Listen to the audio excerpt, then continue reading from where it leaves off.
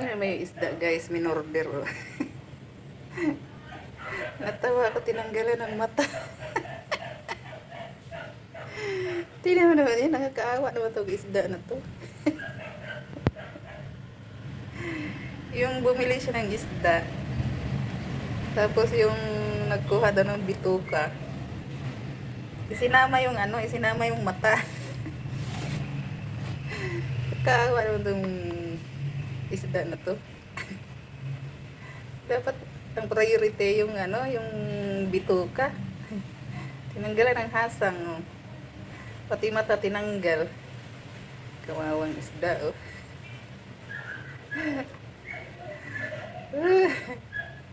Yun pa naman ang masarap. Yun pa naman gustong gusto ko. Yung mata. Pero may natira pa rin eh. Ayan ah.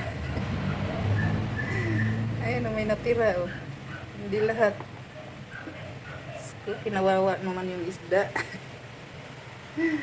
Isdang minorder.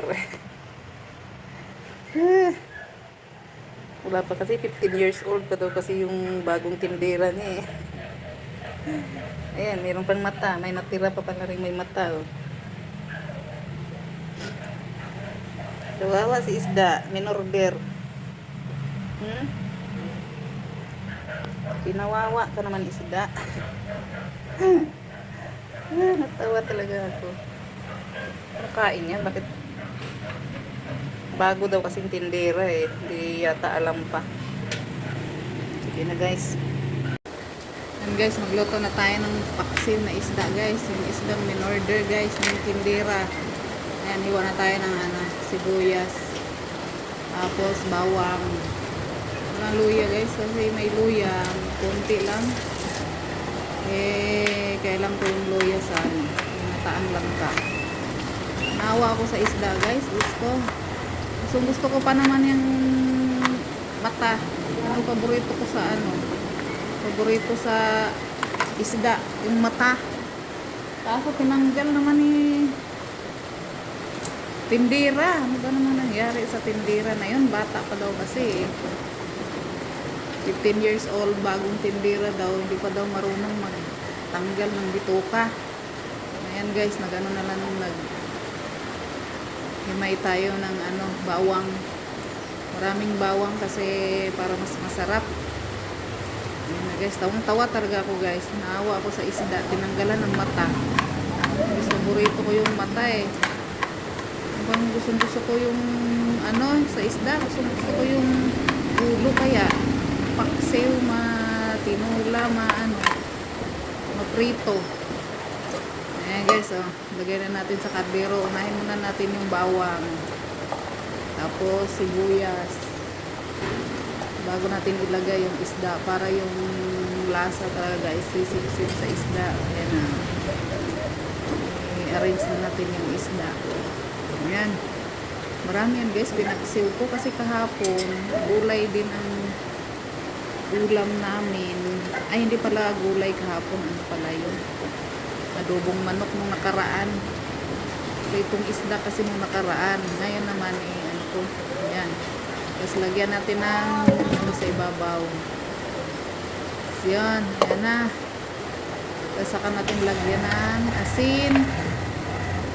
Ayan, asin. Damihan natin ng asin kasi pag nilagyan na ng suka yan, tatabang na yun. Nakakatabang ang kasi ang asin. Yan. Siyempre, maging sarap. Wala. Tapos, si paminta. Ayan. Malasa talaga ang luto guys pag may paminta. Tapos, paminta, siyempre si suka. Ayan, maraming suka guys. Mas maasim, mas masarap. Ayan, gusto yung suka niya. Kasi marami kasi. More than 1 kilo yata. 1 kilo and a half yata. Isda na to. O 2 kilo. Kasi hanggang hapon na kasi yan guys eh. Tapos pagkain ng aso. Pusa. Anong pagkain ng tao. Yung pagkain ng aso. Ayan, mantika. Lagay ko yung mantika guys. Lagyan natin ng mantika. Para medyo hindi siya dry. Masarap pag may mantika eh. Kasi ayan na. Diba? Salang na natin. Isa lang na. Saglit lang naman maluto. Ano lang naman ang buhay ng isda eh. Yan na. Ayun na lang natin maluto guys. Ang umuulan dito guys. Ang lakas ng ulan. May bagyo yata. Oy, shout out. Team Lumot, Team Pital, Team Lawit. Shout out sa inyong lahat. Joynatics, Joynatics. Shout out, shout out. Ayan, hintayin natin. Ayan guys. So, kumukulo na guys. So, lapit na yung maluto. Nilagyan ko ng isang sili. Hindi kasi pwedeng maraming sili guys. Kawawa yung aso. May aso dito na Guys, hindi kumakain ng maanghang. Ang ating paksiw na in-order na isda. Okay na. Ayan, luto na. Ito na sa timbang. Tinanggalan ng mata. Kain na tayo. Ito na Ano guys, bang ang ulam yummy. ngayon? Sarap sarap. Maaga ako magluto eh kasi dalawang putahe ito niluto ko eh. Mamaya magluto pa ako ng ginataang langka. Isdang Sige na in-order. guys. Pinaksiw. Bye-bye na. Ingat kayong lahat.